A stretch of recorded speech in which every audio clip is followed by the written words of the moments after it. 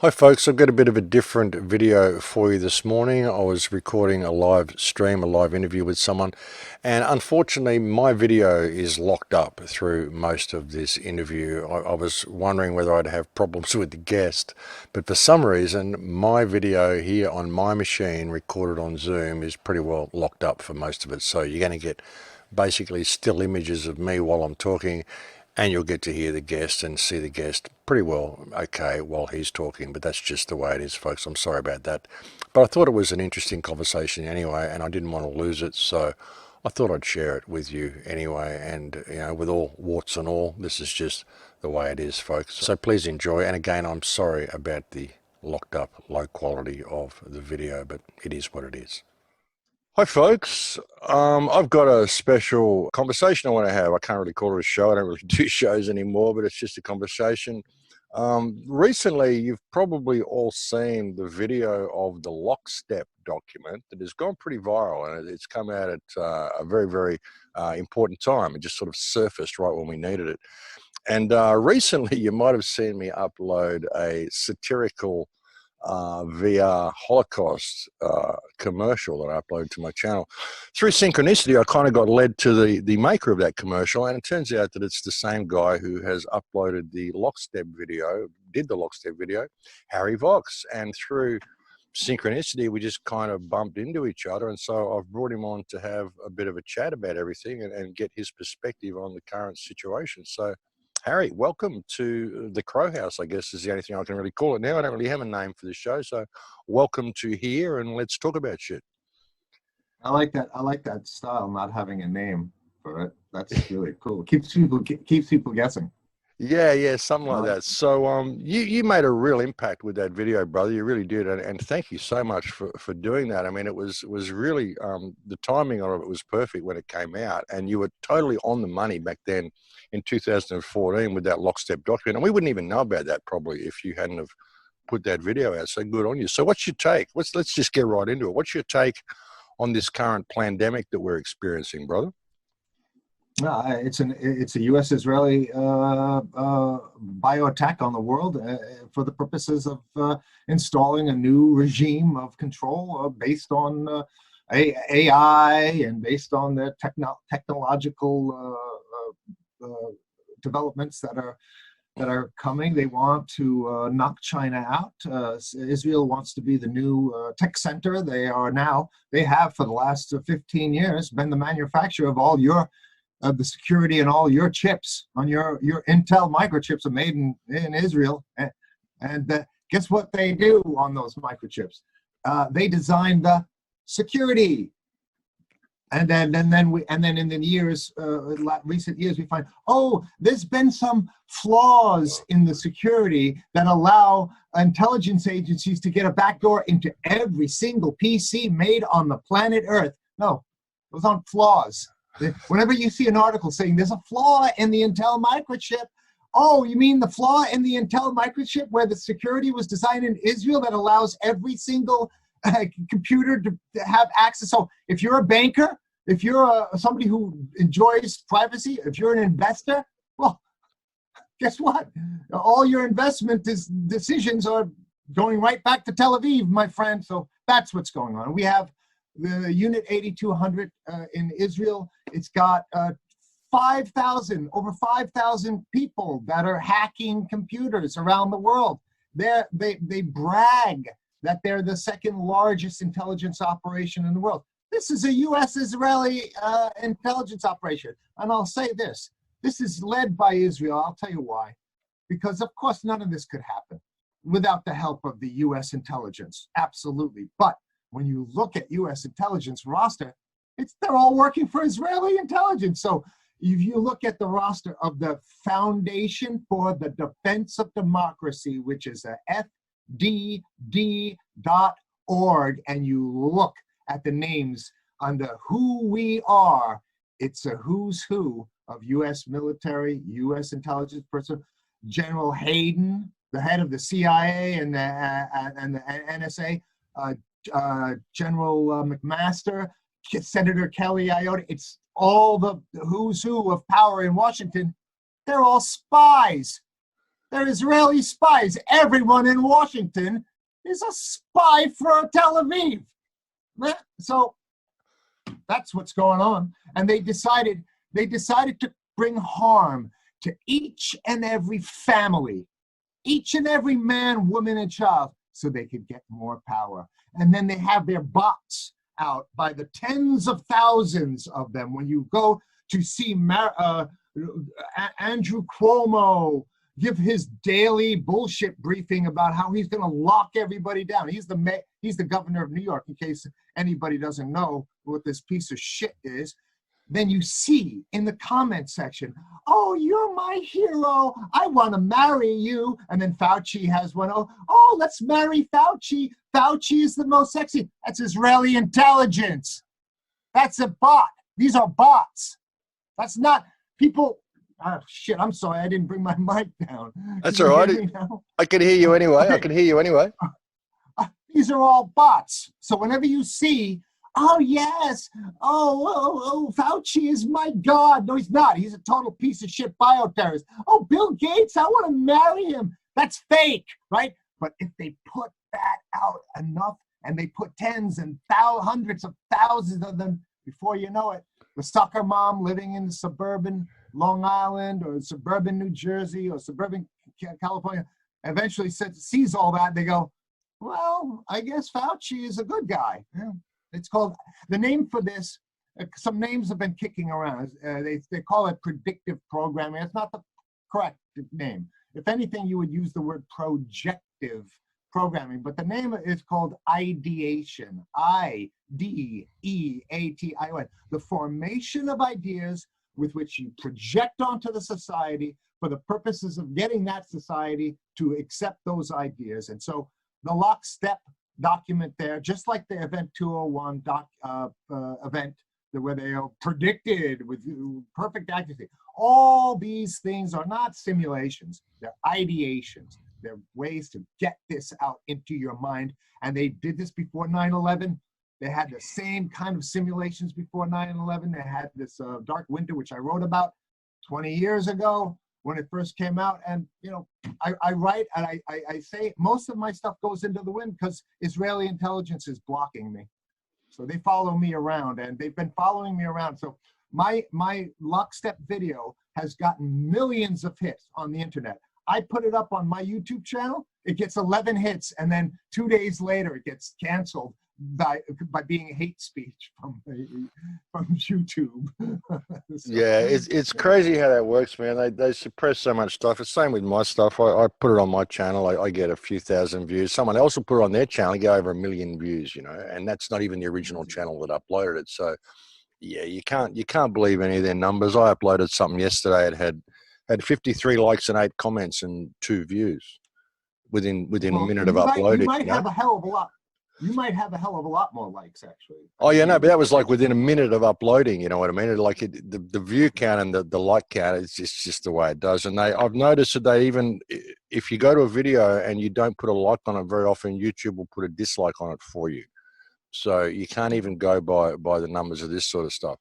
You know, but what have you been doing since like 2014? Because you've been you dropped off the picture a little bit. You know, you did. Well, I drop off periodically because I got better things to do than this shit. I'm a painter. I'm an artist and oil painter, musician. I had a band, a Vox Illuminati band, but I'm making giant oil paintings, and you know, I want to enjoy life. I travel a lot. I have an old boat that I like to go out in. You know, I'm fixing the motors right now, getting my knuckles all messed up in there, and fighting with that fuel pump.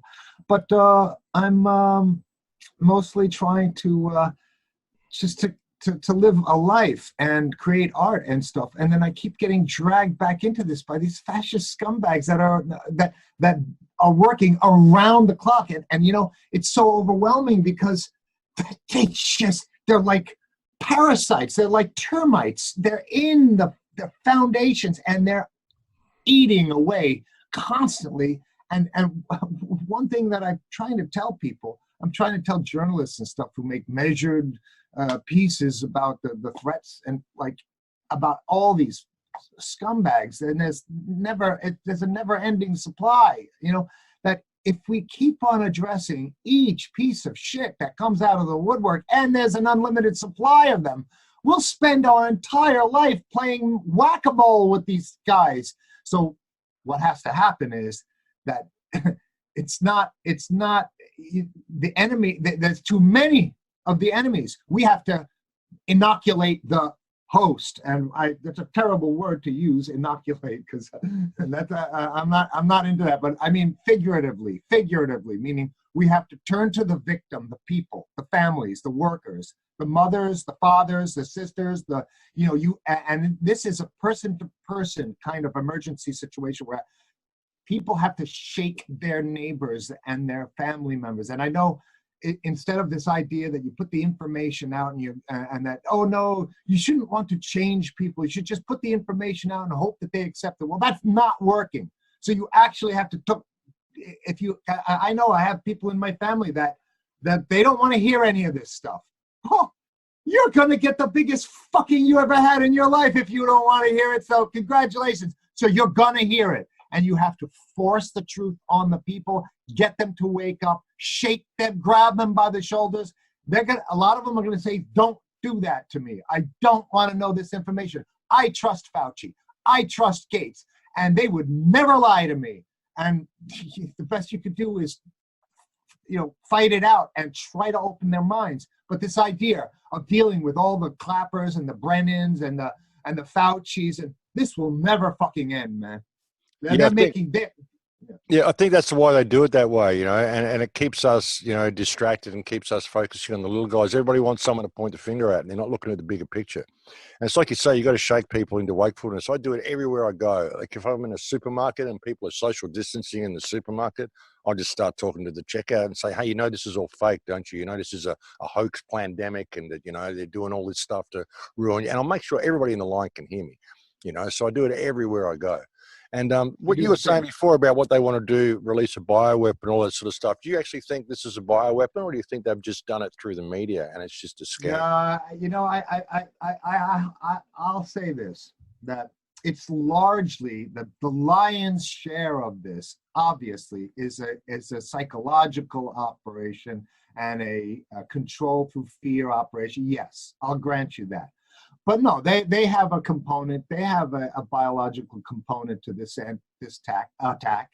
I mean, there are people getting sick. I've heard the theory that there is no virus. Well, they don't have to they don't have to do a virus, but they don't have to not do a virus. And so my inclination is that since they have spent, the United States, you have to understand, the United States has over 300 of these level 3 and level 4 grade labs, some 13 level 4 and over 200 level 3. We have some 15 to 20,000 people who work in those labs who have access to this material, and that's just the people who work in those labs. We have another layer above that, which is the intelligence services and Israeli intelligence, which has access to every single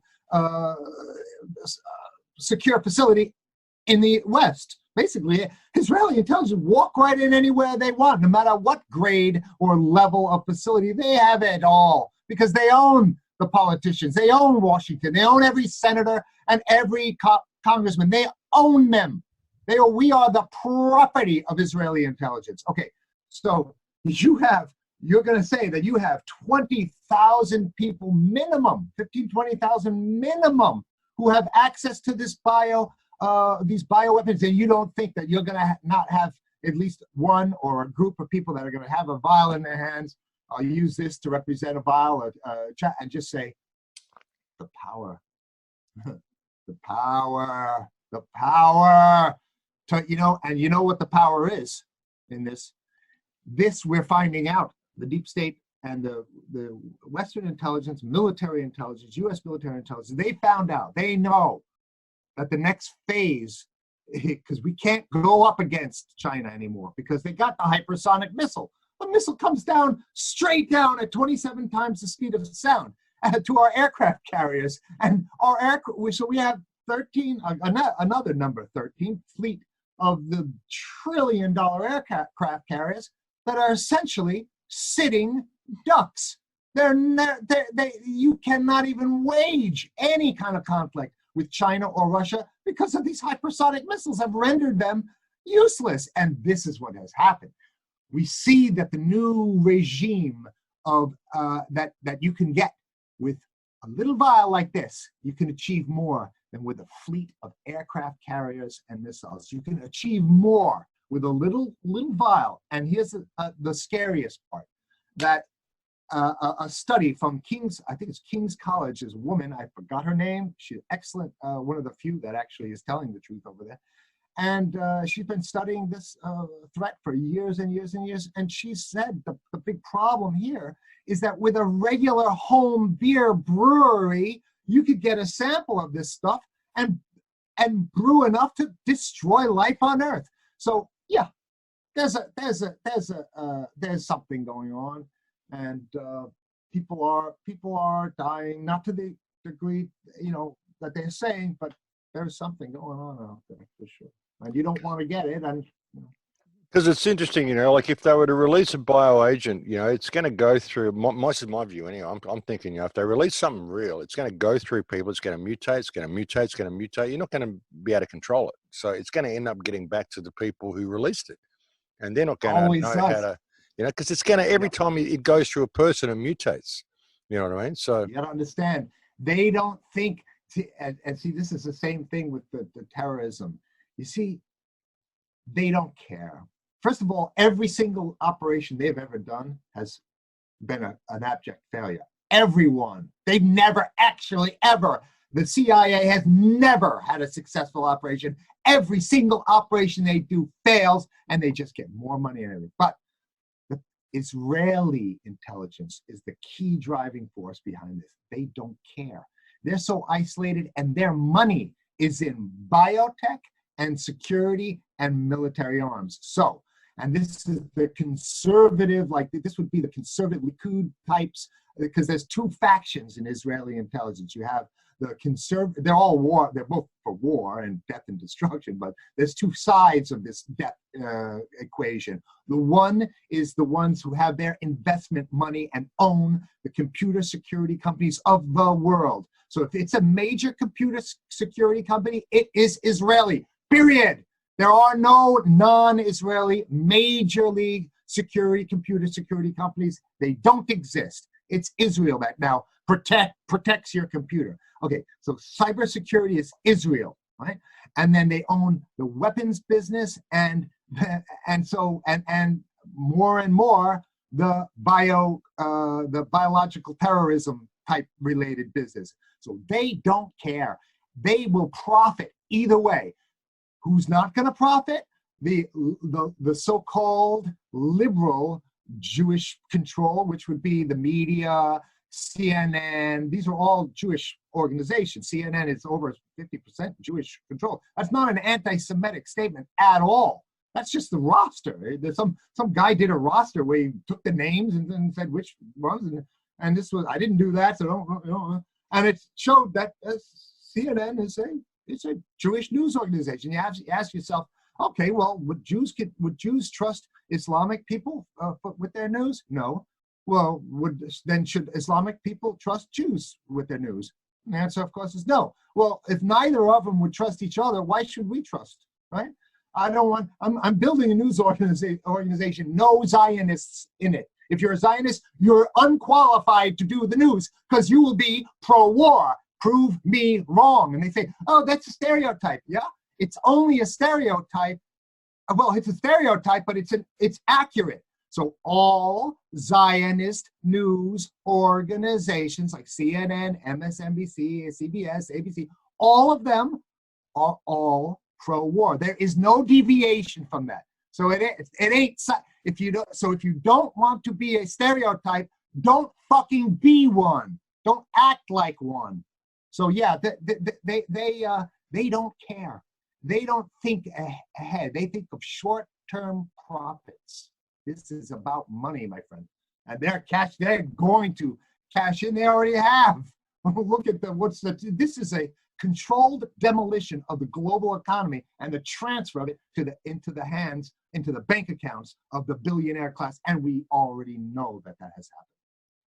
Yeah, well, it's definitely a complete crash of the world economy, and I think we're going to see some massive food problems and famine come out of this as well.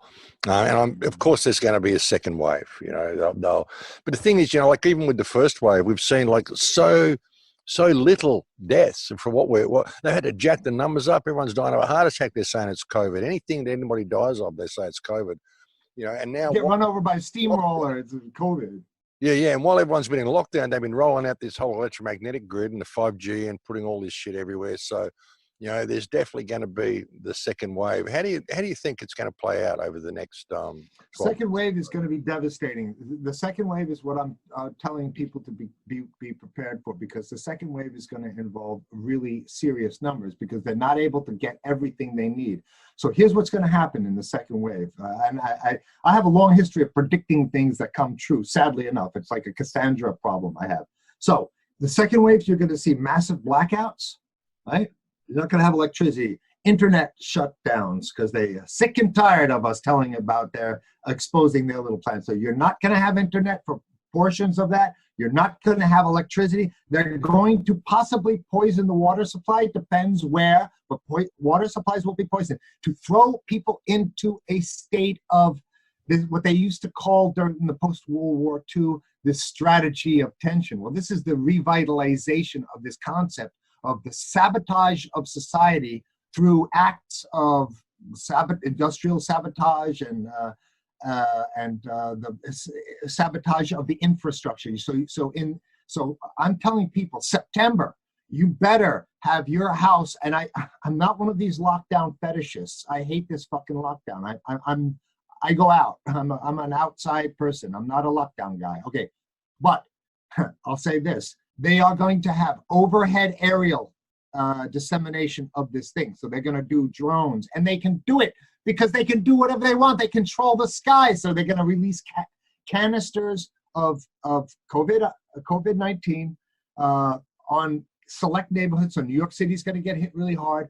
You're going to have your windows sealed. You're going to have a 1 micron filter. I think it's 1 micron. I think that's the terminology. Not a 3 micron, like these fucking masks that's put on, that you put it on your face, and if there's a little spot on the side, well, that's the point of least resistance. It's going to go right in there, and so the masks are useless anyways. But there is going to be wide-scale human suffering, and there is going to be wild-scale death starting in September and peaking in November, just in time for the Trump election, because they, contrary to this idea that there is real Israel, and this is driven by your enemy, Israel. That is the enemy. Just make that very clear. No more of this soft dancing around this idea. That is the enemy of every single human on this planet. They hate your guts. They want you dead. They want your family dead. And until you start to understand who your enemy is, we're never going to get out. And that's why I'm telling people, if your politician takes 1 penny from Israel, get him out. He's a piece of shit, is what he is. Same for Saudi Arabia, because now Saudi Arabia works for Israel. So Saudi Arabia now works for Israel. You see how this works? I've been saying that for years. Like Saudi Arabia is the right hand of Israel, left hand of Israel. I mean, it's Israel runs the whole place. I mean, it's not even the Saudi family. I believe are probably even a Jewish family. They're not even the original. I mean, they kicked out the original king back in 1970s. Because he didn't want to know about all this, so they kicked him out, King Faisal, and they replaced him with the Saudis. Where did they come from? And they're doing everything Israel wants. Interesting thing, you're saying Israel's behind it also. And I don't really think money is the goal. I think the goal is control. I think money is a talisman that puts us in scarcity. The real goal is control. It's control of everything through AI and mass surveillance and everything they want to do, and depopulation. And I want to go back a little bit before we get into this. Because you were quite active back in the early days, like pre 9/11. You were really active, and then you kind of dropped off the scene a bit. You want to go through that? What happened? Why did you drop off the scene a bit? They rated well. I was one of the very first people to start off on this new thing called the internet. Right? When I saw it, and I said, "Wow, look at this! It's incredible!" And there was not many people on it. There was some. It had a good site by the. I got on it around 1994, but by around 1995, on Earthlink, which was one of the new services that's surfaced in the United States, I put up a primitive news site to warn people about all this stuff that was going on, the police state.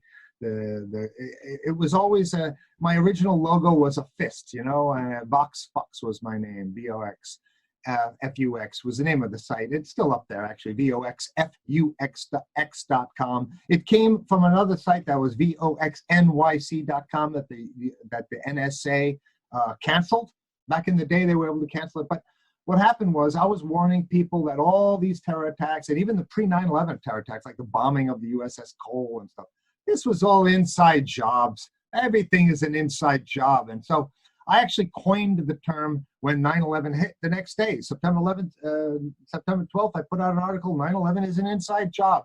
And that kind of became the rallying cry for a lot of people in the truth movement and the people who were curious as to, about what had happened. Now, but you have to understand that in New York, back in the day after 9/11, it was very unpopular to be going around the streets shouting that this was done by the CIA, very, very unpopular. And with many people, they were all waving their flags and, you know, kill our enemies and stuff. And I was like, no, your enemy is in Washington, D.C., in Langley, Virginia. That's your enemy, right? So the CIA headquarters, right?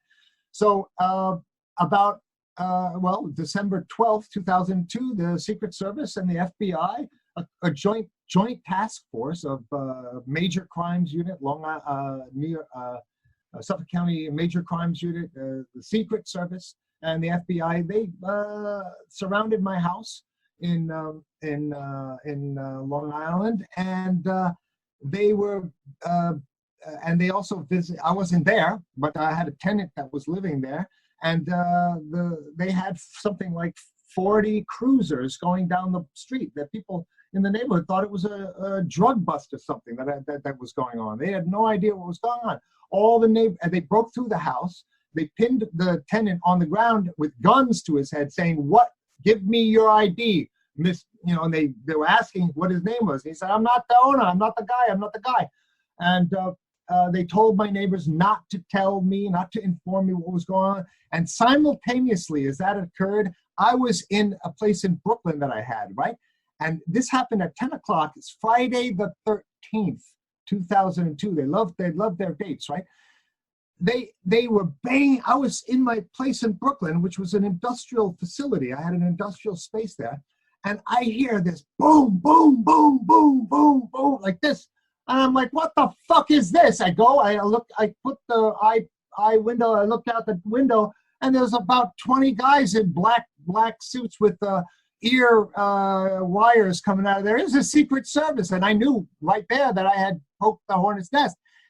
I never opened that door, and they had gone to multiple locations. So this was a multi-agency, multi-location raid, all because I was saying that 9/11 I was doing the hard research to uncover the connection between the Bush crime family and the Bin Laden family. They were partners in businesses. They had hung out, and so they didn't particularly like that. And when there was ever a terrorist attack like that Bali bombing, the Bali nightclub bombing where all these Australian kids got killed, I was the one who sent emails to every journalist in Australia saying that Bali nightclub bombing in the Peanuts Gallery was U.S. intelligence did that. That was not a terrorist attack by Islamic terrorists, because they would go to the discotheque right down the block that had the Americans, but they hit the Australians, because at that time your prime minister was saying, no, I don't want to join in this freaking Bush war. I don't want to join in this fucking war. We don't want to do it. And so what they did was they bombed a bunch of Australian kids just so that they could say, see, now we're all in this together. You see, now we're united. So, and then quickly after that, Australia joined in the war on terror that the CIA and Israeli intelligence created from scratch, right? They created it. So what happened is after that raid, you know, I had to go into hiding, and I went into hiding in New York City, which is a great place to go into hiding. I also left the state and I sought refuge with some friends, and I was able to log on and monitor aspects of the site, and I was able to put out articles about how, you know, I felt like I was a lion in a den of wounded gazelles. I'm gonna beat these guys. But honestly, between you and me, I was scared. I was pretty scared because, you know, they could just put a bullet in my head and say, well, he pulled a gun on us, and so, you know, he was a terrorist, right? So eventually I got the support from the Center of Constitutional Rights, the Electronic Frontier Foundation, and lawyer Ron Kuby, who all said, okay, this is wrong here, what's happening to this guy. He was just exercising his free speech, and now he's running from the Secret Service, who are going around. They visited my mother, knocked on her door. They had a file this thick, and they said, happy birthday to my mother. And she said, how do you know it's my birthday? They go, we know everything. You know, we want a picture of your son. And really tried to scare the shit out of my 83-year-old mother. You know, nice guys these people are, to try to intimidate me, right? So I went into hiding, and I finally, they hacked my site so bad because it was an old gray matter site. It wasn't a sophisticated site. It's still up there. You could see how busy the comment section was. It was like a clearinghouse for intelligence. I was getting, and one thing to note too, that simultaneously with the attack they did on, and you can see the entry, it's still up there on voxfux.com under the article. There's an article, I could find out what the article is, but they put a comment, a quote from Orwell's 1984 from the Ministry of Truth saying, you know, I don't recall how it said, but we will wipe every memory of your existence right out. You will be erased from history. And that quote was put on at 10 a.m. exactly when the raid occurred. So these creeps, and that's what they are. They're not heroes. These are the scumbags of the world, right? They are into doing so creepy. When I checked the IP address of where that came from, because I'm a freak about checking security and IP addresses, that was the same IP address from a series of people who are harassing and defacing the website, saying that they were going to get me in their jails and put pipes up my ass, right? They're going to rape me with lead rusty pipes, and it was the same IP address. So I know that the U.S. intelligence actually will send out messages, at least back in that day, saying that they're going to stick a rusty pipe up your ass for being a journalist, exposing the criminality of the U.S. government. They take you and they rape you with a rusty pipe. This is U.S. intelligence, right? So eventually, Barack Obama came in. It was a kinder, gentler, but not really, a kinder, gentler in terms of jackbooted thugs kicking down your door. They did it remotely with drones, and they killed people in foreign countries, but they and only went for the highest level. I was able to become a little bit more active, but by that time, they had won. My site, which was one of the most popular ones, was no longer popular because you had all these scumbags like Vox.com who stole my name. I was Vox all these years, for 20 years. Then you have these Jewish scumbags, Vox.com, that's what it is. Ezra Klein's a piece of shit. It's a totally, Vox.com explains the news from the perspective of the ruling power structure, the Zionist supremacists that own everything. So Vox.com is a piece of shit, right? But what they do is they take their hardcore Zionist supremacy and they paint a coat of SJW liberal, like gender friendliness over the militarism and the supremacy of the Israeli supremacy. They paint a coat of gender friendliness so that they can trick gullible liberals. And then when you ask liberals, oh, what do you think about Vox.com? Oh, I like them because they explain the news. They explain how to fuck you up the ass, you idiots, right? So then I started getting active again. But let me tell you, Max, when you write an article or you do a video and you put it on YouTube and it gets 11 hits, it's like screaming into the wind. It's very demoralizing. And so that's why that's why I'm grateful for people like you to put me on.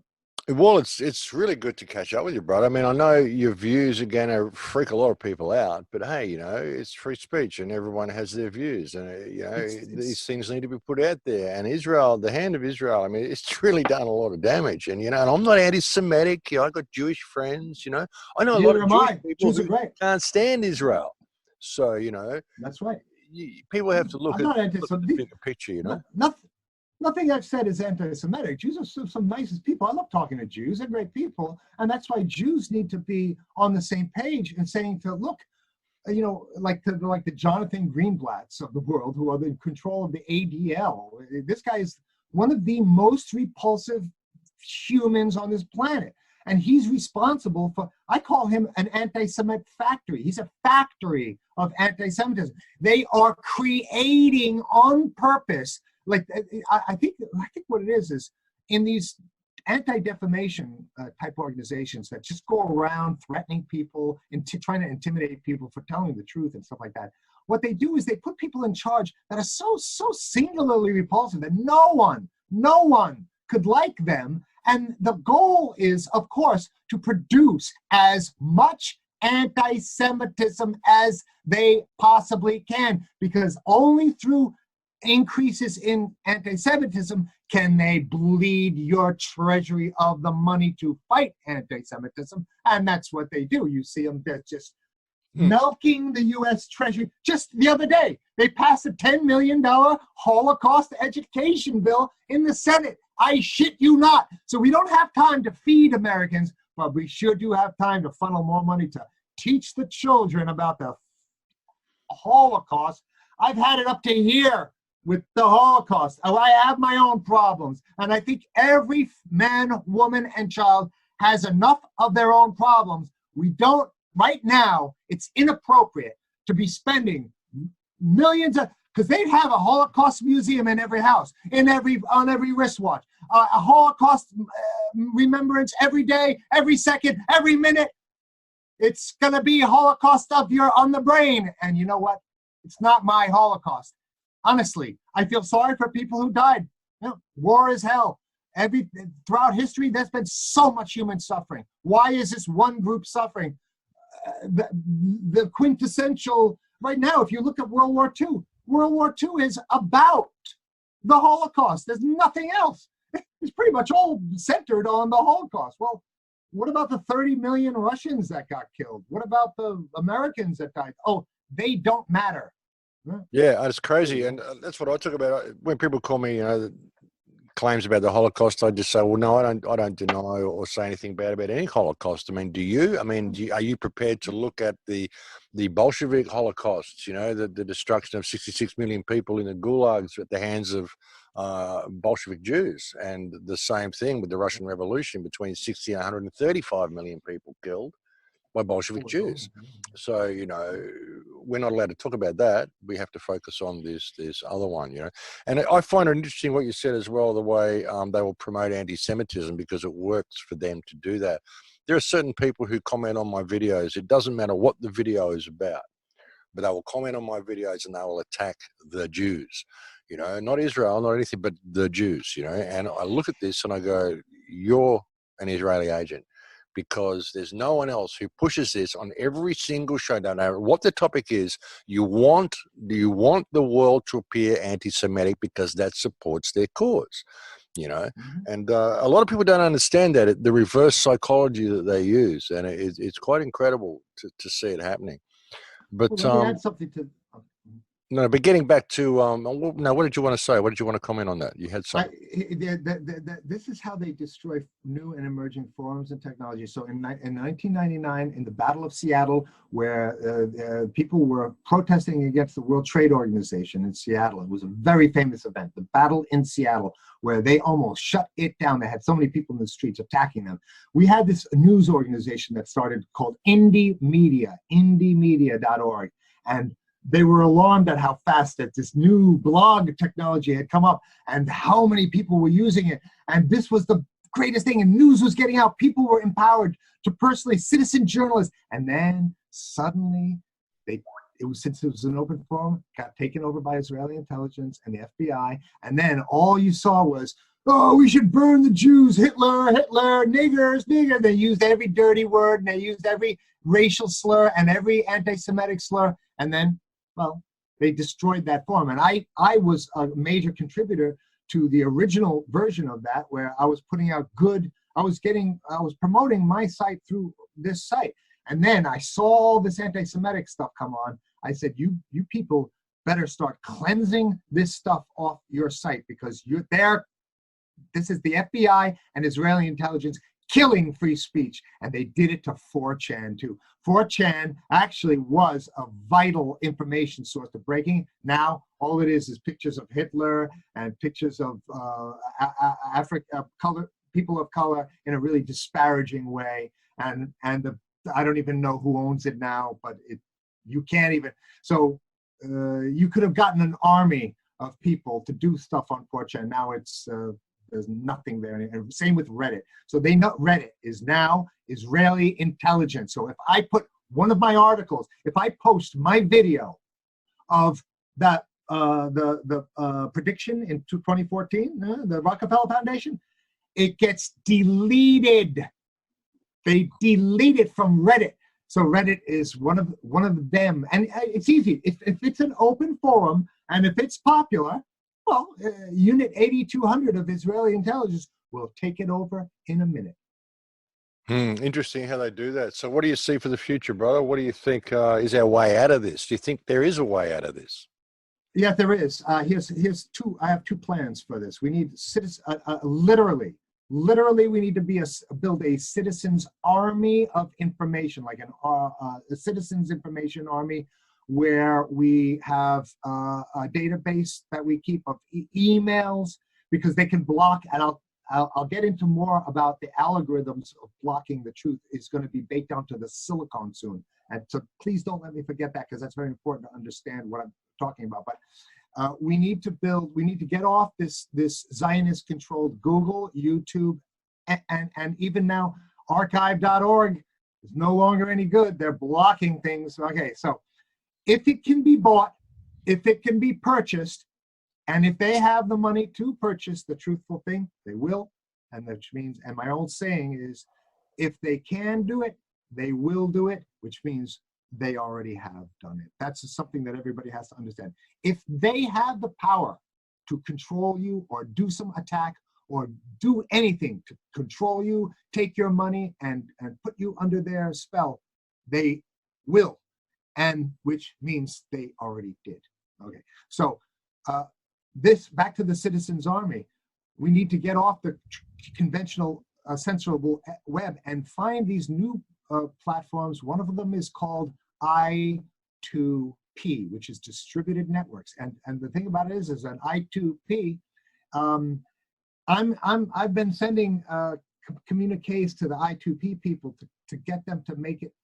There's no simple way for Joe and Jane Sixpack to get on I2P, and that's the problem. You got to make it like a one-click operation, right? Because most people, they're not technically oriented. But what needs to be is that the distributed networks, these are networks that everybody hosts a portion of say the video or whatever on their servers. And so everybody's contributory to this thing.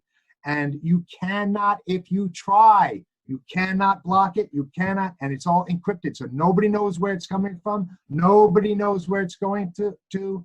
And of course, they're going to try, like they did to Zoom, like they did to any new technology. They're going to try to sabotage it. Look what they're doing to Zoom. Oh, child pornography all over Zoom, interrupting. That's Israeli intelligence, because they don't want competition. They don't want people to get new forms of communication. So you're going to see terrorism and child pornography on everything until people understand, nope, that is coming from the intelligence agencies. Nobody's sitting at their home putting child pornography on Zoom chat sessions. They're doing it to disrupt it, to scare people, and to get them off Zoom, and to get them off networks that are not under their control. All right, so you got to go back to good old email lists, and that's why I have people signing up at my voxnews.com, and I apologize to people who have signed up by the thousands already since the last few weeks, that I haven't sent an email out to anybody yet, but I will send an email of some good stuff.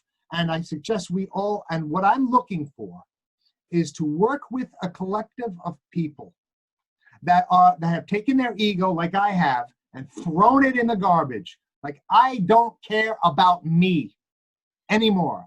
I don't care what I look like. I don't wash myself. I stink right now, because we're in a state of emergency, man, and these next couple months are going to determine your future and the future of your children. So what I'm talking, and this is going to go out to the so-called left liberal press, the people who are journalists, who have their own little organizations, and you see them out there, and you know what they are? They're all a bunch of egomaniacs, and they have their own little fiefdoms, and they think they have prestige, that they have a new audience, and they're not going to share their audience, and these people are the problem right now, because if you find people that are in the light and that are fighting, really fighting this thing, then everybody, you better start getting together, starting a collective, starting a confederation of people because a bunch of isolated YouTubers all by themselves screaming out into the wind with their 10, 20, 30,000, 100,000, 200,000 of size audience with disparate messages and disparate audience ain't gonna do it, because we're going up against one of the most organized intelligence operations ever. So we need to build a confederation of independent people who share resources, who get the message out, but the most thing is who take their fucking egos and ditch them for the time being. You can get back to being pretty after this is over, after we've won it. You can get back to your elitist bullshit. Oh, you see, I'm not even going to name names. I know the ones that I look at, and I know that they would never put any of my work on their sites or any, and they call themselves that they're seeking the truth. They would never, ever put my work on their site. Places like the Gray Zone, places like, what do you call it? Like even global research. I put so much in for global research, they won't take it. So these are people who have this bullshit elitist idea. It's because they're jealous. It's what it is. Because if you really are kicking the fuck, and it shouldn't matter. You should be able to use a dirty word nowadays. I'm sorry. I mean, probably the most appropriate word is the word, fuck this shit. And these elitist types that, that are like the I want to help these people too, but like the Aaron Lattes of the world. I call him Aaron Latte because he's not going to piss anyone off. He takes it so mild because I think ultimately he wants to work for them. That's the only thing I could think of. But I like people like Jimmy Dore, although he's taking the blue pill on this thing. I like people like like you, I like what I'm doing, but the gray zones of this world wouldn't go near me. And fuck democracy now.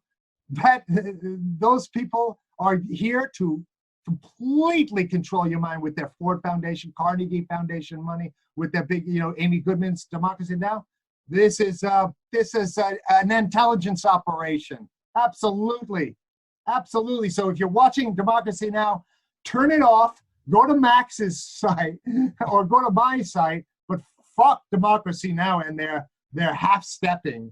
and they're afraid to use a dirty word. Sorry, dirty words are the most appropriate words right now. Well, yes, sometimes it's appropriate to swear at them. It really is, and unity is really what we need. I've been calling out for this on YouTube for so long, saying, we got so many people out there in the so-called truth community, but the problem is even calling it the truth community, because the truth is that no one knows what the freaking truth is. That's the truth. Everyone's arguing over their belief systems. Everyone has these ideas, and then they set themselves up with their belief system as a champion of that, and they hack down anybody. And they might agree with everybody, and then they say one sentence that they disagree with. So, he's controlled opposition, and it's ridiculous. It's completely and utterly ridiculous. It's people just out there dancing with their own egos, and it's time to put it all down. I get so many people contacting me now saying, I got dirt on this guy, I got dirt on this guy, you need to. I'm saying, hang on, listen, your government wants to kill you. We got a train coming, and you want me to sit here and argue about the tracks? There's a train coming. Can you see the lights?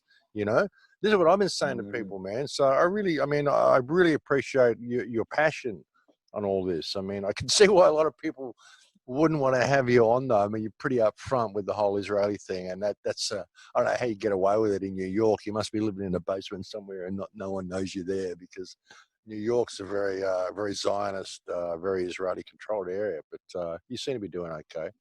I'm not like I say, I'm not anti-Semitic. I have a lot of Jewish friends, and I grew up in a Jewish community. So Long Island is Jewish. That's the thing. I've got a lot of Jewish friends as well. What did you want to come back to? There was something you said, don't let me forget to.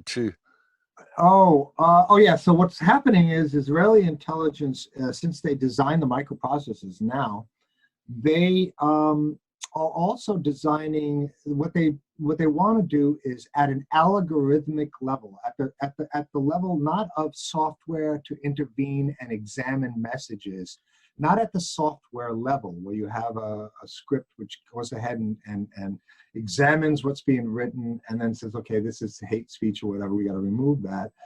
They want to do it at an automatic hardware level, so like actually designed into the silicon of the chip. Like they want to make it so it's impossible for you to actually be critical of, say, Zionism, Israel, or Jewish or anything. So they'll have in the design of the transfer control protocols, the TCP protocols, or the HD, the communications protocols. They want to build into them a system of the extraction, so that if I send a message to you saying, an email, for example, hey Max, I just discovered some really incriminating stuff about Israel that I'd like to share with you. That message will not get through to you, not at the software level, at the level of silicon. And they're working very fast to do it. They have the support of the United States government. They have support, so it's not like anybody will ever stand in their way. If you're a technology company, you say, look, I want to design a chip. I want to design some logic circuitry that prevents anybody from using the word Jew, Israel, or Zionism, and then looks for the surrounding terms. And if there's any term that is of any negative nature, it will automatically it won't even make it to the screen.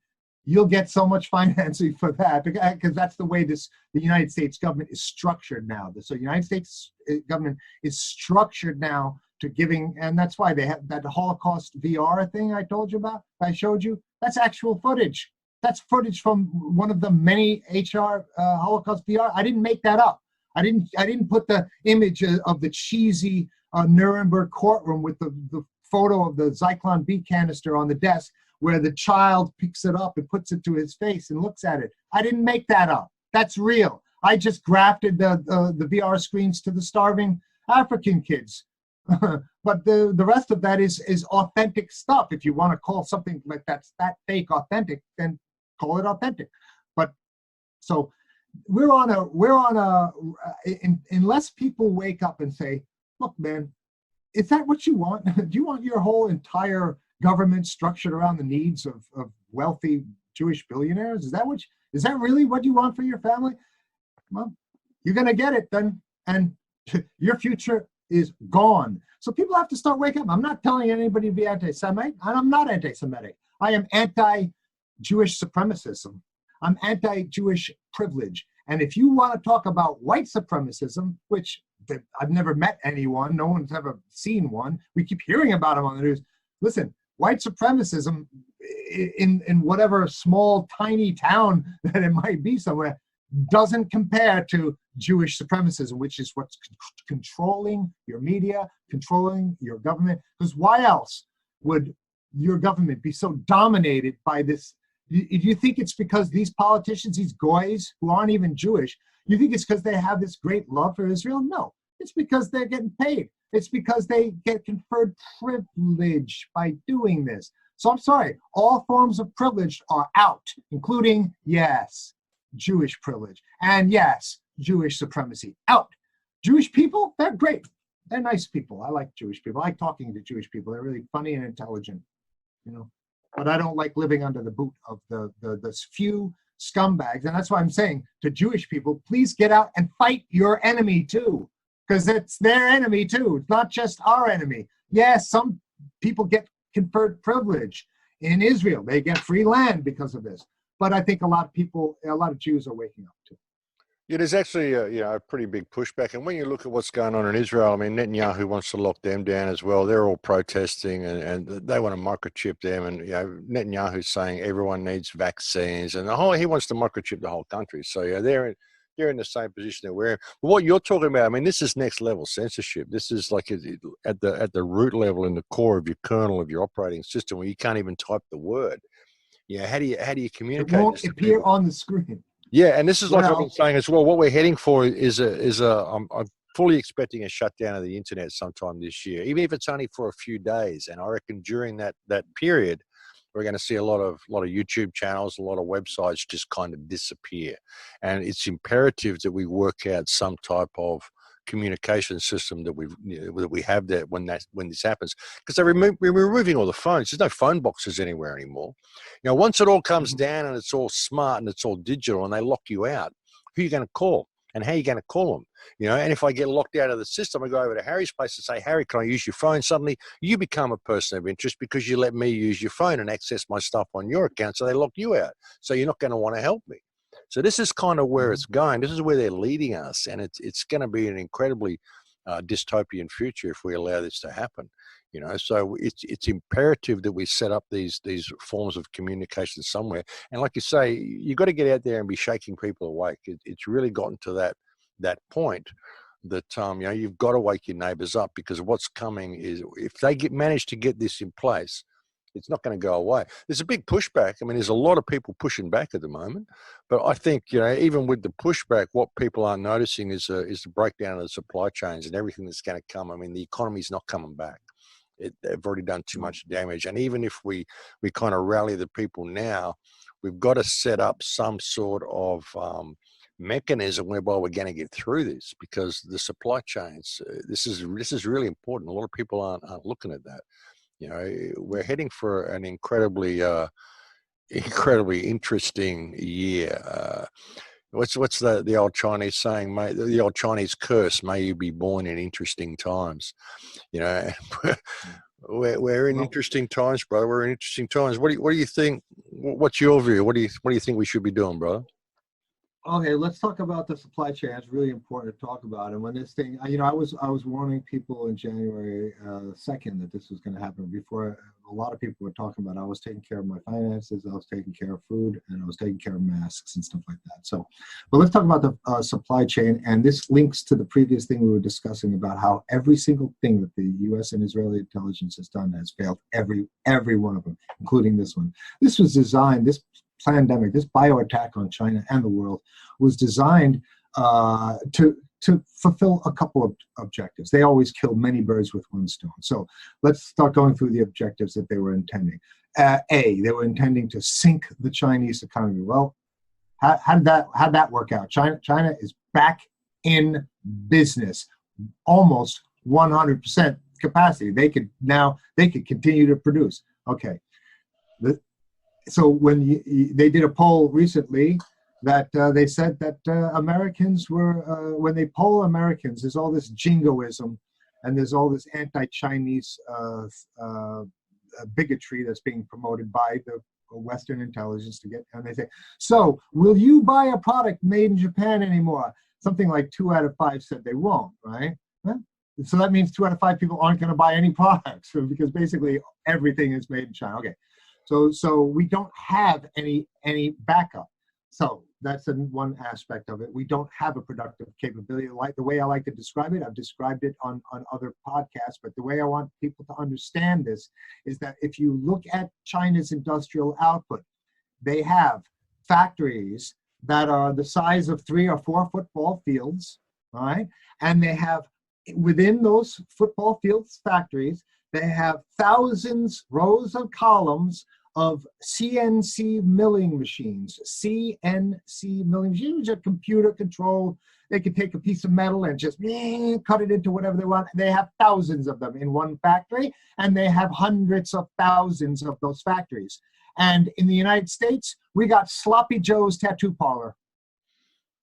Good luck with fucking Sloppy Joe's tattoo parlor, because we don't have hundreds of thousands of factories that have tens of thousands of machines in each one of them, or thousands of machines in each one of them. We don't have it. We got rid of that stuff. So China now has the factories, the infrastructure. The United States, in case anybody who's driven on the United States highways knows, we don't have that either. We have it's pothole central here. And we don't have factories, and we don't have gold. We got off the gold standard. Okay, so what do we have? We have all this, what I call this greenback, this paper from these Jewish banks, this green paper. And yes, it's not hyperbole there. We have a bunch of paper. Okay, good luck with paper. So I'm saying, and that's why China has all this gold, and Russia's got this gold, and they actually have an economy that's backed by value. We don't. Okay, so now we don't have productive capability. We don't have a value-based economy. So tanking the economy, like the deep state, like U.S. and Israeli intelligence did, means only one thing: that all of these hundreds of articles, and you could just type in Israel and China partnership, Israel and China, for the last 3 years, all we're seeing is article after article after article of Israel and China partnering on technology transfers. What are they doing? They know that our economy is based on green paper, their green paper, which has no value. They know that. They know that there's going to be a collapse. They know that China and Russia are going to get off the greenback, that piece of toilet paper. They know this, and so the investors in Israel are transferring all of the technology from the United States, because we develop most of the good stuff, right? They're the ones who have the access to that technology, and they, the spies, are stealing the Israeli spies, stealing U.S. technology and transferring it to China for partnerships that they're doing to now have that technology be at the forefront. They sink the U.S. economy. They don't lose a penny. They don't lose a penny. Remember, this is the transfer of wealth. This is a massive transfer of wealth from the poor and middle class, the last wealth they had, to the rich. That's what's happening in the United States. So we see the collapse of the value-based economy, no gold, no industrial output, and this is done by the deep state with the cooperation of the U.S. deep state, because Israeli intelligence couldn't do this by themselves. They had the full participation of the people that are in the U.S. military and the media here, who are spies for Israel. And when I say spies, let me explain what I mean by that. If you are a fellow for the Foundation for the Defense of Democracy, which they call a Jewish think tank, right? Sorry, all Jewish think tanks are Jewish intelligence, Israeli intelligence, all of them. So there are no major think tanks in Washington that are Jewish-based that are not Israeli intelligence operations. Duh! And when you have the head of the NSA, Michael Hayden, who works for Israeli intelligence, and you have most senators, most offices, most everybody, Washington is an Israeli intelligence operation, period. I could prove it. So they don't waste your time calling me anti-Semite, for telling you what the fuck is going on. It's an intelligence operation. So this is a transfer of power to China. The question becomes is that you have a guy like Trump, and they knew that this attack would very much dovetail, because, you know, a lot of people think, does Trump know any of this? Like, does he know what's going on, to the extent, because he's calling this a China virus? Does he really think that this is not a U.S.-Israeli intelligence operation? I mean, he should know. He should know, because he's been at loggerheads with the intelligence agency since the beginning. Why? Why don't they like Trump? Because Trump is not, as much as people say, oh, he's a ruling class. Yes, but he was never a part of the ruling power structure. He was never invited to the big room. He was never in the big room with the big boys like Rockefeller, or you know, the Council on Foreign Relations, or the Bilderbergers. He was not wanted there. Trump was not wanted there. So don't make the mistake that Trump was a part of that system. He doesn't even know these people. He doesn't even know the people that are in the intelligence agency, and he hates their guts because they hate his guts, right? So, being that that is the case, why doesn't Trump do something about it? Because he's going along with this Gates, Fauci, Israeli intelligence, U.S. intelligence. He's going right along with it. And I think it's because they knew from the beginning that this attack would dovetail with Trump's anti-China policy. But sorry, Trump, you're not going to get the result that you wanted, a robust American economy. No way. You've just tanked the economy, and we're never coming back. And China right now can produce anything they want, and they can even outproduce killer drones, killer robots. They can produce anything they want fast. They can produce swarms of aerial killer robots and just swarm it and kill every man. You know, I mean, you're poking the dragon is probably the dumbest thing to do right now. You know. Yeah, a lot of people don't realize that. It's something I've been saying since the beginning. Like, as soon as this all came out, I just said the supply chains. This is a big attack against the supply chains, and the big prize in this is the United States. You know, we're going to suffer all around the world through famine and starvation and crashes of economy and stuff. But the United States is in such a precarious position. And coming from outside the United States, and I actually go there quite a bit, so I travel across the country quite a bit, and I see it from an outsider's perspective. And I see everyone on the ground, they're going, yeah, USA, USA. And I'm just going, you people don't fucking travel. You don't travel. You don't get out much. Because if you think this is great, you need to go and look at what's happening in the rest of the world, because this, you know, I went across the United States, man. The first time I was there, I'm like, wow, USA, I'm here in the United States, finally, you know. And it was like it looked like a cross between a burnt out warehouse and a dilapidated car yard. It reminded me of Mordor run by Smurfs on crack, you know. And that was the United States Midwest. And I just thought, this is like the armpit of the universe.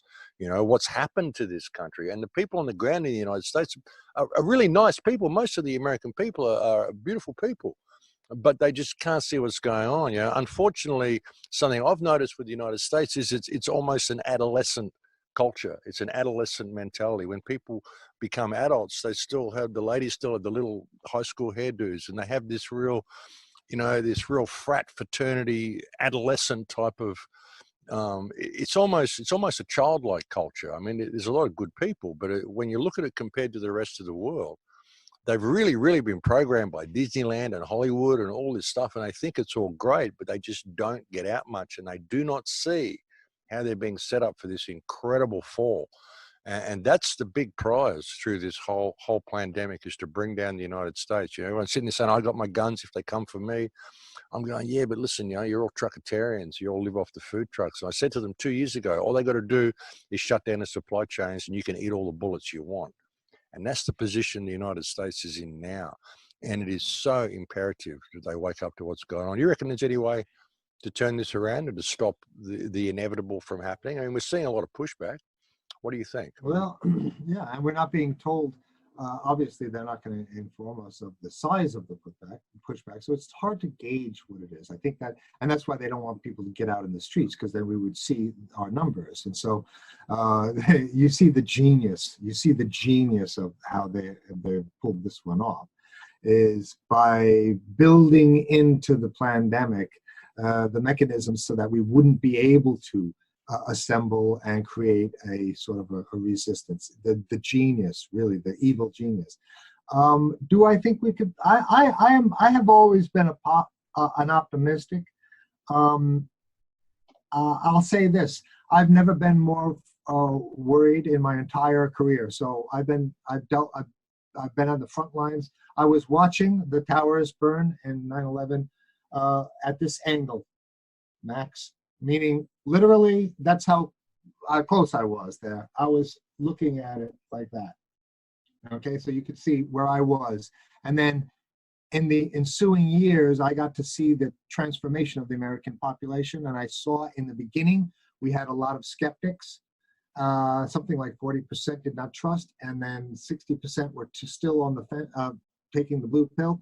And then over the years, they've been able to successfully transform the liberal class to be the ones who are the most gullible and the most accepting of the story. So right now, it's in a weird sort of, in a really perverted reversal.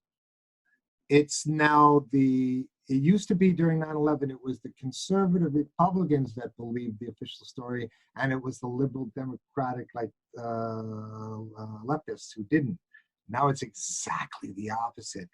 The only people that are standing up are the gun-owning Christian conservative Republicans, and not even all of them, but the liberal class is just taking the blue pill, man, and they believe everything Don Lemon and Rachel Maddow tells them, So the problem, the enemy has become liberals, and I'm speaking from the standpoint of being a lifelong liberal. I'm a classical liberal, man. I mean, I lived through the 1980s of the Christian conservatives. I got to tell you, this is the worst thing. These were the Christians in power suits. They had suits and ties, and they wanted to have power over your sexual good time. I wanted nothing to do with them. Okay, now the church ladies call themselves liberal. And they call themselves leftists. And these are the ones who are the new police. These are the ones who are your threat, the enemy to freedom. They are your enemy. The liberals, So how do we break through the liberal mind who is so smug right now in their confidence? They're so smug. You see them. They have this. You see all when the liberals get a little hard on every time one of these fake news reports comes out and says, "Oh yeah, there was a gathering of people who protested the lockdown, and they all spontaneously combusted." Nah, nah, nah, nah, nah. And the liberals go, "Yay! They shouldn't have disobeyed. They should have done exactly as they're told. Because I'm a liberal, and I get a little liberal hard on each time somebody breaks the rules and dies." Well, dear liberal, those are fake stories. The media doesn't have reporters following every person from an anti-lockdown protest home to watch them spontaneously explode with coronavirus, you fucking idiots. So don't believe those, because you've seen those stories. Oh yes, 100 people went to a protest and they defied lockdown. Ha ha ha, they all got sick. Nah, nah, nah, nah, nah. I told you so, right? So how do we break through that? How do you break through to the liberal mind, the so-called smug intellect, the people who think that they're better than you? Because remember, one thing about liberals is they think they're smarter and better than you. That's a liberal, right? It's not going to be easy, Max. I say more information flowing. I see more exposés, like what we're doing, talking like what we're doing. Because, another interesting thing about liberals is for the first time in human history, there's been another reversal.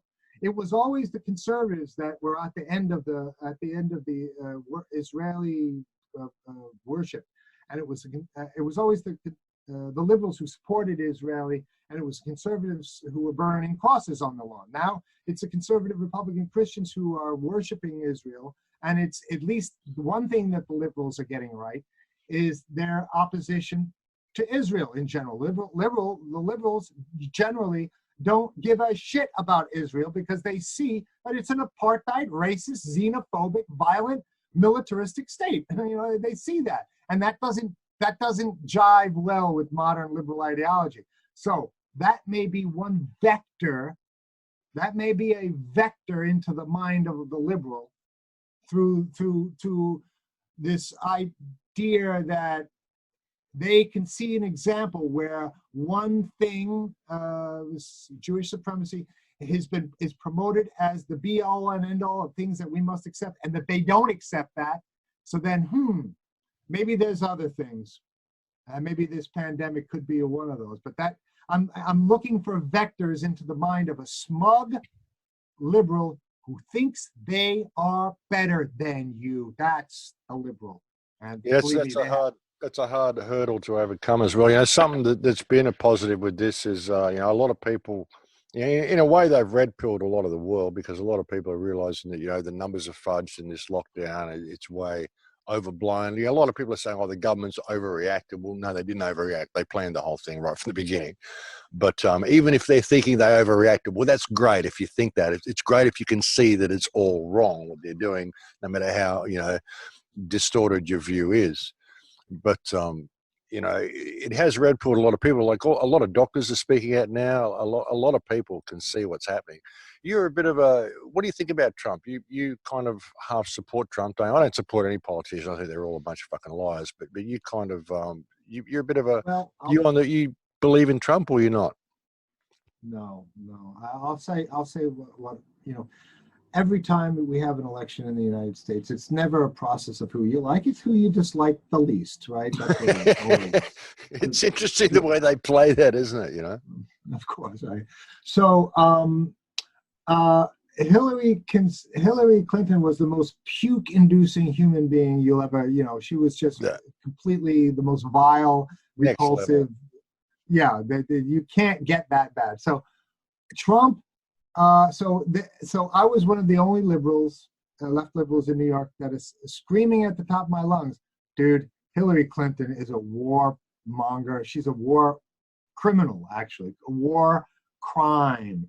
And they say, oh yes, but what about all the work she did for women and children? You idiot. Of course, every piece of shit has got to roll up a few orphans for a photo shoot and say, or a few child sex slaves. And then you find out that the child sex slave she posed with the picture, the Cambodian child sex slave, was fake. It was a fake child sex slave. And you could type in, well, I don't know, Google if you can even find it anymore, but Hillary Clinton, Cambodian child sex slave, fake, and you'll get the story. They rolled in a fake just so they could trick these gullible liberals. So I said, no, I'm not going to vote for him. I want Trump to win this one because when I did the mathematics of how many body bags were going to be with Clinton versus Trump, no, well, that's the easy one. It was less body bags in foreign countries, less murder of innocent people in Middle East under Trump than Clinton. There's no question about that. That's an easy one.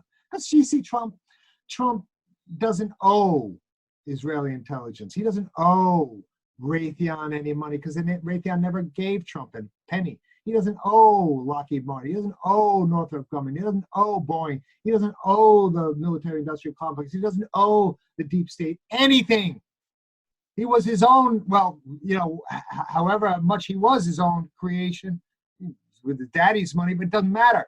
He wasn't a part of that clique of deep state operators. So I said, this might be a good chance to go with somebody who, you know, okay, he's a bloviating egomaniac. Okay, he's an egomaniac, right? That's better than a war criminal. And so I said, let's, and I was so happy when these people, the brainless people, didn't get their choice of Clinton. Okay, so, but the Zionist media was worried. They didn't want Trump. They wanted Clinton because, like I said, all their weapons deal and all their wars in Syria and Iran were going to go full steam ahead with Clinton. And they had a great deal of uncertainty if should Trump end up being the president. And so the Zionist media, make no mistake about it, because it's 100% Zionist, all of it, especially CNN. That's a Zionist organization, period.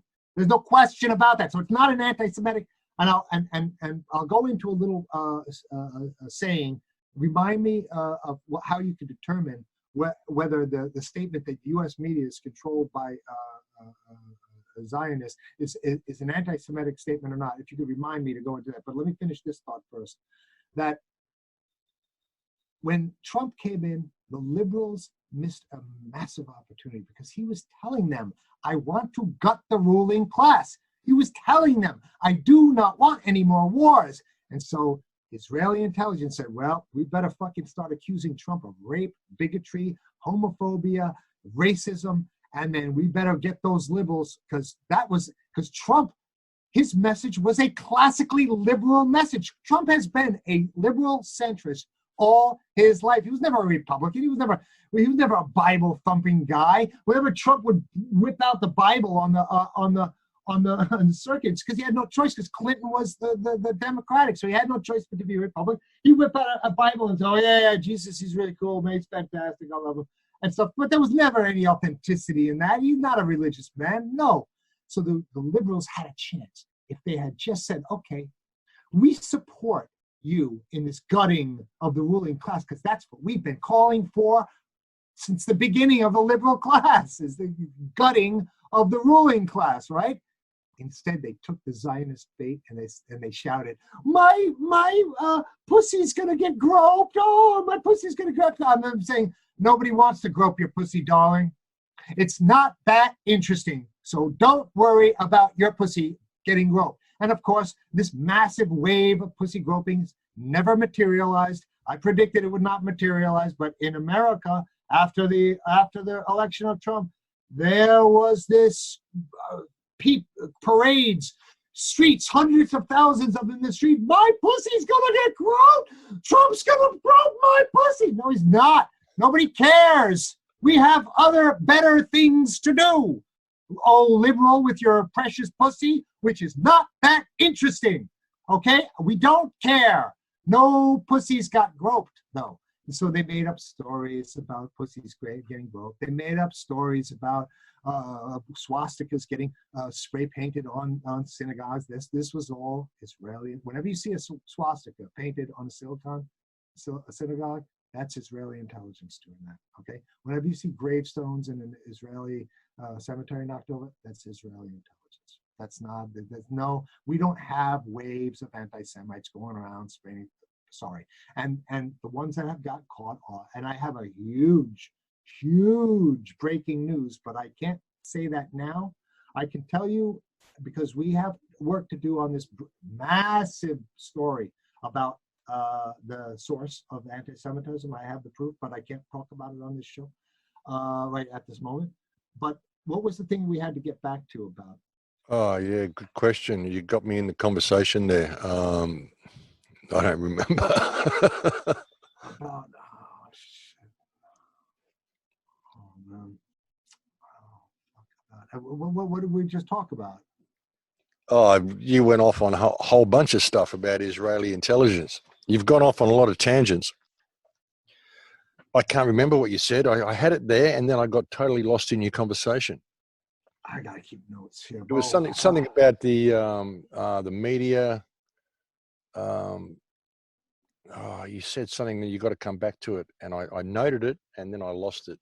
I started the conversation. I started that portion saying how the liberals missed an opportunity, and that the media put out this. I don't know. We'll probably hit on. Yeah. It'll come back. It'll come back in the conversation. Yeah. So where do you want to go from here, brother? Where do you think? Well, I have a few more things that might be of interest. Okay, that are, I think, that are instigating elements of this pandemic. We see that everybody's very familiar with the Jeffrey Epstein story, and that was, again. Now we know Jeffrey Epstein was Israeli intelligence. Again, okay, all roads lead to Israeli intelligence. There's no question about it, because Robert Maxwell, Ghislaine Maxwell's father, he was a well-known Israeli intelligence. There's books about it. So this is not a conspiracy theory. So Jeffrey Epstein's partner, Ghislaine Maxwell, who was the one who procured the young girls so that the ruling class elite billionaires and people like Gates could have access to these underage girls, so that they can then be filmed and then under the control of Israeli intelligence. Because once Israeli intelligence gets a film of you having sex with an underage girl, they control you from now on. And these politicians who are going to his island and stuff, they are such low grade people. You know, like a U.S. senator, a U.S. congressman is just a low caliber piece of shit. There's nothing to these people. They're not that intelligent. They're not that bright. They're just scummy little termites, little parasites that are really good at feeding off of a host. That's basically what a U.S. congressman or a U.S. senator, they're parasites. They're termites, basically. Okay. So we know that the Epstein thing was a massive intelligence operation. All right, so when they shut that down and they murdered him, and the entire Zionist media said, oh, no, he killed himself. That's how you know you can't trust him, because we all know he murdered himself. Okay, so the FBI had early on said, well, we're going to get to the bottom of that. Just because Epstein died, that doesn't mean we're going to drop this case. They dropped it. Totally dropped it. No more looking into it, because FBI is a part of it. Now let's look at the bad P word. There's a word that's like kryptonite in America. You're not supposed to talk about it. The word is Pizzagate. And if you talk about it, you're discredited and you're a loony nutcase, right? Okay. Right? And so if you're a credible journalist, boy, you won't go near Pizzagate, right? Sorry. If you have people like John Podesta receiving emails saying, yeah, I love to lick the little cheese pizzas and suck those hot dogs down with some nice yummy walnut sauce, and oh, I got your cheese pizzas, they were yummy, a nice selection, and oh, I was expecting, and it's all code words for child sex, all of it. So it's just one code, and you can find this because we have the archive. The archive is actually on the internet. Get it while you can. So get the archive of the owner of that pizza shop's Instagram. It's literally one code word after another code word for having sex with underage children. And if anybody else on the planet Earth had that many code words and that much language, the FBI would be down there and you'd get hauled off in a half a second, okay? But when all roads lead back to Israeli intelligence and to the ruling class and John Podesta and Hillary Clinton, oh, nothing to see here, move along. They sent a kid in there with an AR-15 to shoot up the pizza place, and they said, see what you did? You caused this shooting because, and then they scared everyone from looking at that. That story, which we have been brainwashed by the entire Zionist media to that anyone looking at is a nut and it needs to be ignored.